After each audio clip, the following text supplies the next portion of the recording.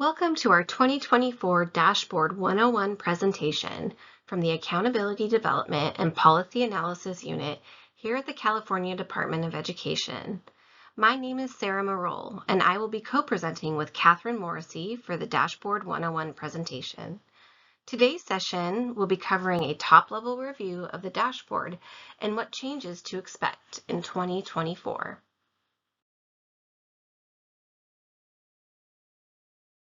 For the 2024 California School Dashboard, the California Department of Education is releasing a series of on-demand sessions, which will be short, accessible videos which can be accessed anytime, covering each of the state indicators in more detail, as well as some other important topics.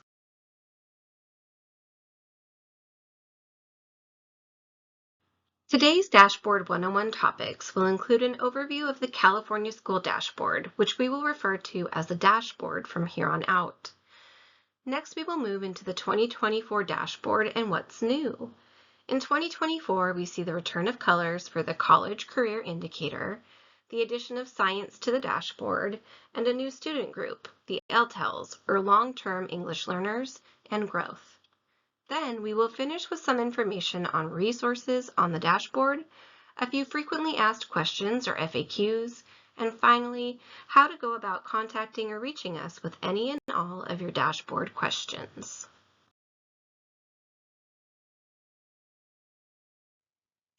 First, let's start with an overview of the dashboard.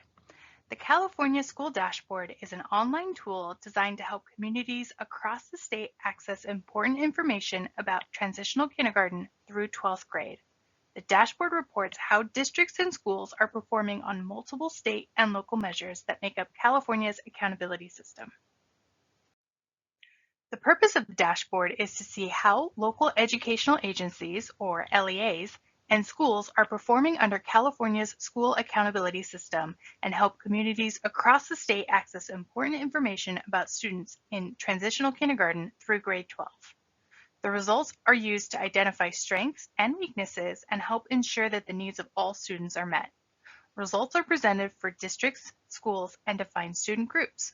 For example, racial ethnic groups, low income, English learners, homeless, foster youth, and students with disabilities, and new for the 2024 dashboard, long-term English learners.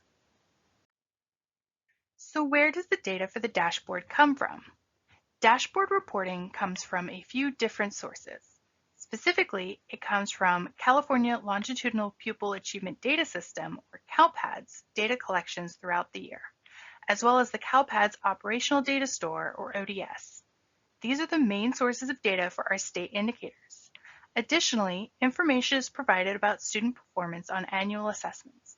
For example, standardized test scores are provided by Educational Testing Service, or ETS, for the Smarter Balanced assessments in English Language Arts and mathematics. And finally, we gather additional student-level data submissions, particularly for the College Career Indicator, which uses several outside student-level data sources. For more information about all of the data sources used on the dashboard, be sure to check out the handbook on our website and linked in the note-taking guide. Now, how do we use the dashboard? First and foremost, the dashboard is used to promote continuous improvement for all student groups across all indicators. But it has other uses, including for awards from the CDE and additional distinctions from the state, such as Blue Ribbon Schools and our Distinguished Schools program. The dashboard is also used to make support determinations for both our state and local accountability systems. Both local and state indicator data are used to determine which LEAs are eligible for differentiated assistance under the Local Control Funding Formula, or LCFF. State indicator data are used to determine which schools are eligible for support under the Every Student Succeeds Act, or ESSA. Based on the results of the 2023 dashboard, we made Comprehensive Support and Improvement, or CSI, Low Graduation, CSI, Low Performing, and Additional Targeted Support and Improvement, or ATSI, entry determinations. We will not be making CSI or ATSI entry determinations again until the 2026 dashboard. In the meantime, we will make Targeted Support and Improvement, or TSI, entry determinations based on the results of the 2024 dashboard and again based on the results of the 2025 dashboard. What information does the dashboard include? The dashboard is made up of easy-to-use reports that show LEA or school performance on state and local indicators.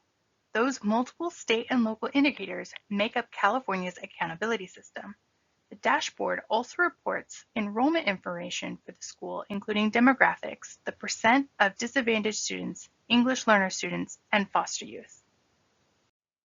The 7 dashboard state indicators are the academic indicator, which includes English Language Arts and Literacy, or ELA, and mathematics, English Learner Progress Indicator, or ELPI, Chronic Absenteeism Indicator, Graduation Rate Indicator, Suspension Rate Indicator, College Career Indicator, or CCI, and Science, which is new to the dashboard and will be reported for informational purposes only in 2024. The dashboard has 14 student groups. The race/ethnicity student groups include African American, American Indian or Alaskan Native, Asian, Filipino, Hispanic, Native Hawaiian or Pacific Islander, white, and 2 or more races. The program student groups include English learners, long-term English learners, foster youth, homeless, socioeconomically disadvantaged, and students with disabilities. We also include 7 local indicators on the dashboard. These are basic conditions of learning, implementation of state academic standards, parent involvement and family engagement, school climate as measured by a local climate survey, and access to a broad course of study. The final 2 local indicators, coordination of services for expelled students and coordination of services for foster youth, are reported only for County Offices of Education, or COEs. And now, back to Sarah for additional information on the state indicators. Thank you, Catherine. As mentioned earlier, the dashboard features 7 state indicators that provide important information on how schools are serving their students. Let's cover each of the indicators one by one. First up is the academic indicator, which includes English Language Arts, or ELA, and mathematics. It is based on students' average distance from standard, or DFS, on the Smarter Balanced Summative Assessments and California Alternative Assessments, sometimes referred to as the CAAs, for English Language Arts and Mathematics, taken in grades 3 through 8 and grade 11. Next is the English Learner Progress Indicator, or the ELPI, which looks at the progress made by current English learner students towards achieving English language proficiency on the Summative English Language Proficiency Assessments for California, or LPAC, and the Summative Alternative LPAC. The ELPI reports the progress made for English learner students in grades 1 through 12. Beginning with the 2024 dashboard, the ELPI will report out on its first student group, the Long-Term English Learner, or LTELs.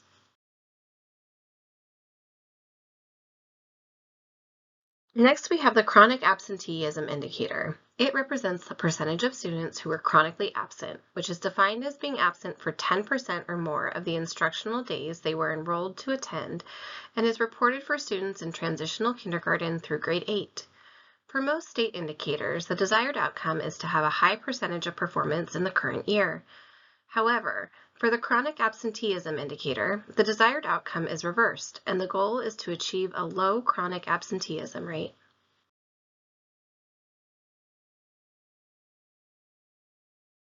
The Suspension Rate Indicator shows the percentage of students who have an aggregate suspension length of at least 1 full day in transitional kindergarten through grade 12. Like the Chronic Absenteeism Indicator, the desired outcome for a suspension rate is also reversed, and the goal is to achieve a low suspension rate. The Graduation Rate Indicator is the percentage of high school graduates who receive a regular high school diploma in 12th grade. The Graduation Rate Indicator reports students who graduate within either 4 or 5 years.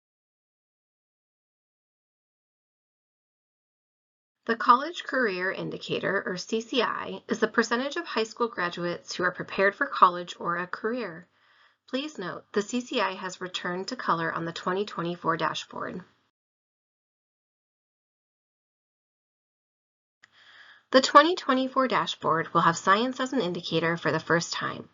Similar to the ELA and mathematics measures, science will show results from the California Science Test, or CAST, and the California Alternate Assessment for Science, or the CAA Science, in the form of distance from standard. The CAST in CAA Science is administered to students in grades 5 and 8 and once in high school, for example, grade 10, 11, or 12. Science will not have a performance color and will not be used for accountability purposes in 2024. Science will only be displayed for informational purposes. This was a quick review of the indicators, but Catherine will take over next to review the 2024 dashboard and how it will look. Catherine?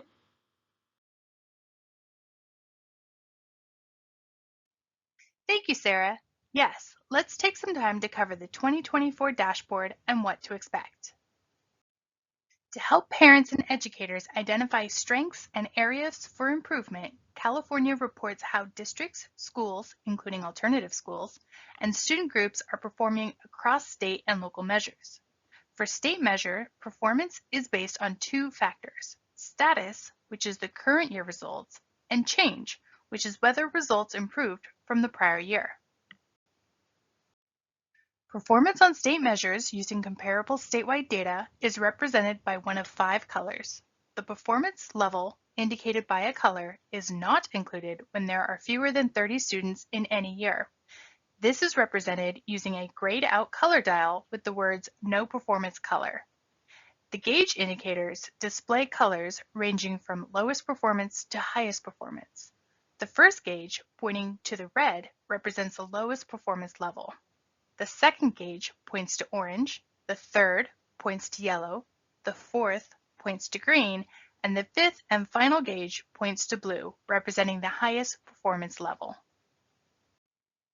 Now that we've identified the colors and performance levels, let's discuss how the colors are determined. An LEA school or student group's performance level or color is determined through the use of a 5x5 table that utilizes the status and change levels.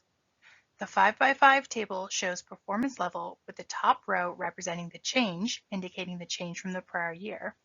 The possible change levels are declined significantly, declined, maintained, increased, and increased significantly. The first column shows the status, indicating performance in the current year.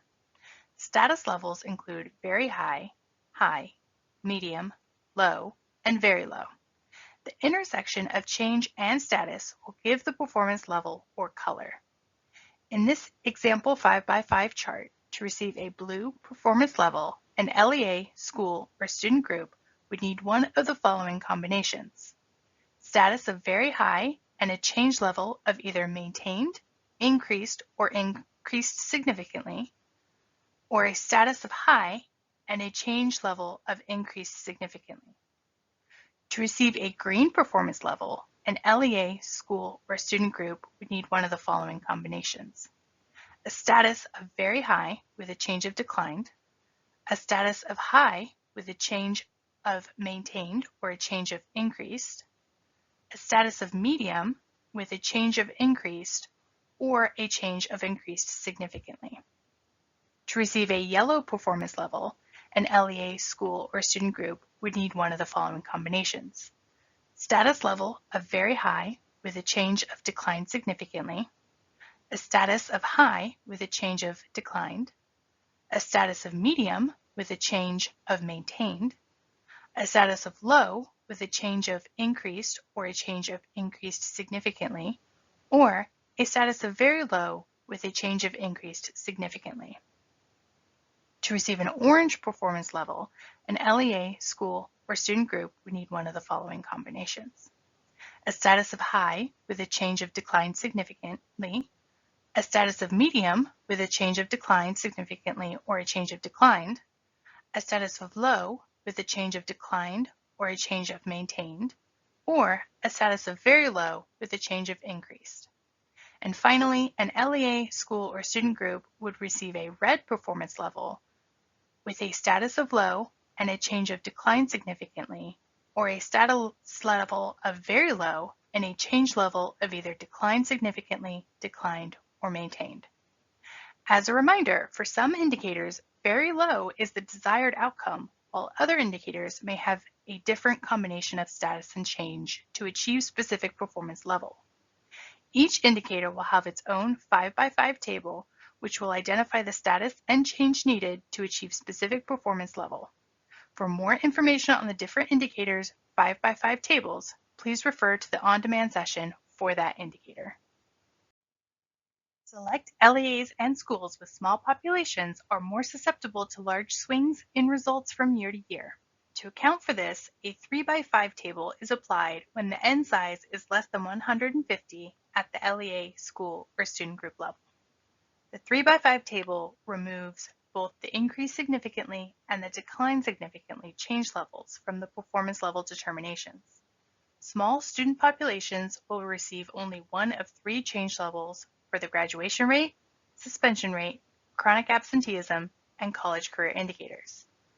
The change levels are increased, maintained, and declined. The 3x5 table shows performance level with the top row representing the change, indicating the change from the prior year. The possible change levels are declined, maintained, and increased. The first column shows status, indicating performance in current year.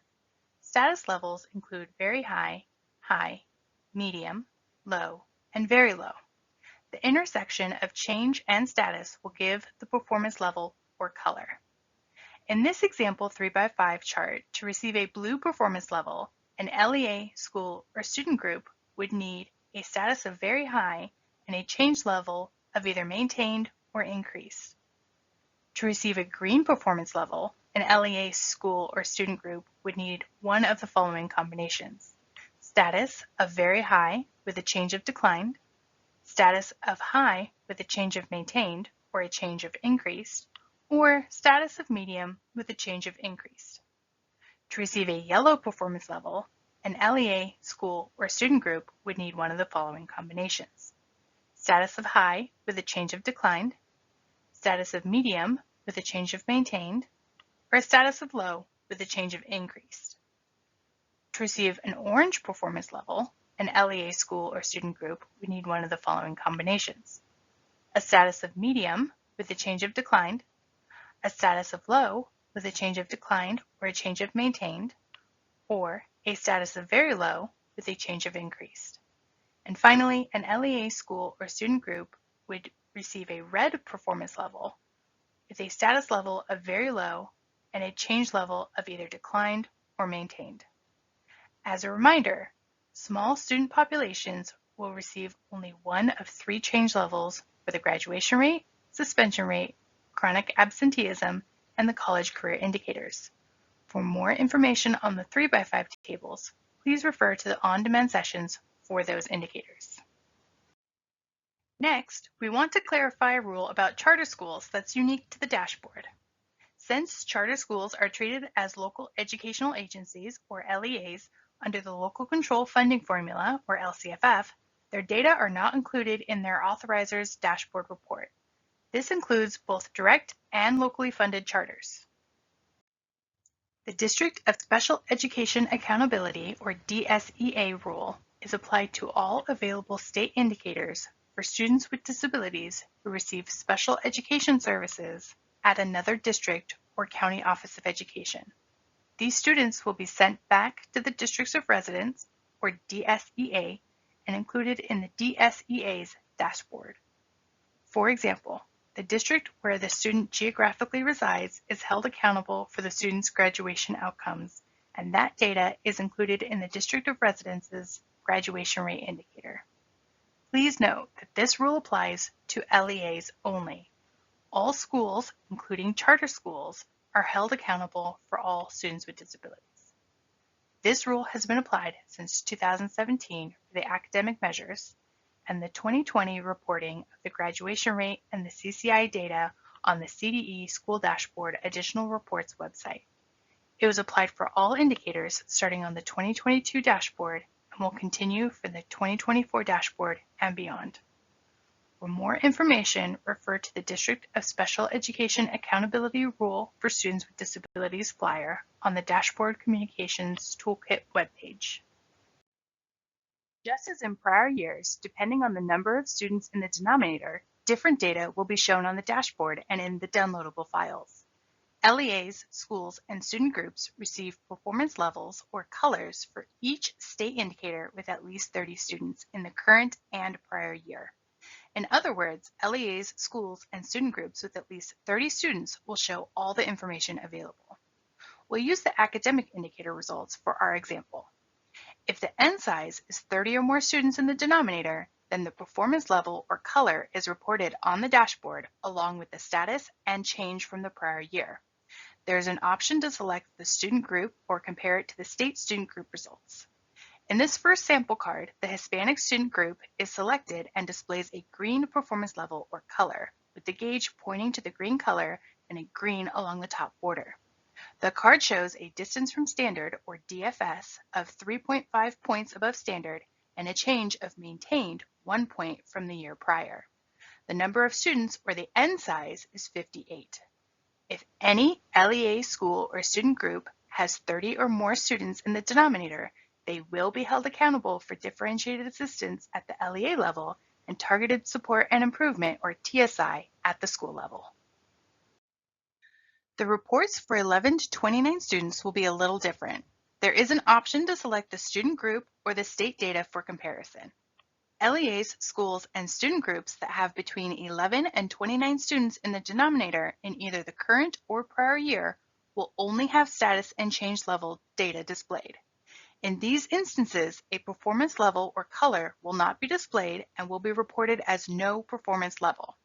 Since they do not have a performance level or color, they will not be held accountable for support determinations.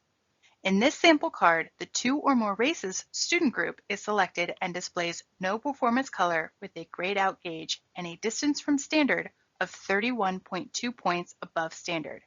It also reports a decline of 4.7 points from the prior year. The number of students, or N size, is 23. For those LEAs, schools, or student groups reporting for fewer than 11 students, the least amount of data is shown for privacy reasons. No performance levels or colors, status level, or change levels will be reported. There is an option to select the student group or the state data for comparison. In this last sample card, the student group option is selected for the homeless student group and displays no performance level with a grayed out gauge and no data. Instead, the area that would show the status and/or change says less than 11 students, data not displayed for privacy. The number of students, or the N size, is 8. These small groups are also not held accountable for support determinations. There is one exception to the N size threshold of 30 students for reporting rule. It applies to foster youth, homeless, and long-term English learner student groups at the LEA level only. LEAs will receive a color for homeless, foster youth, and long-term English learners if they have at least 15 students in both the current and prior year, instead of the 30 students required for the other student groups. At the school level, the requirement remains 30 for these groups. As a reminder, charter schools are treated as schools, not LEAs, for N size determinations.